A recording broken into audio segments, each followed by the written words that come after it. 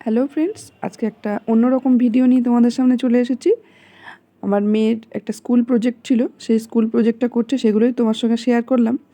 তো প্রথমেই ও কিছু কার্টুন নিয়েছে। কার্টুনগুলো বিভিন্ন ধরনের কোম্পানির জিনিসপত্র আসে বাড়িতে পার্সেলে, সেইগুলোকে নিয়েই ও অ্যারেঞ্জ করে ব্যাপারটা রেডি করেছে।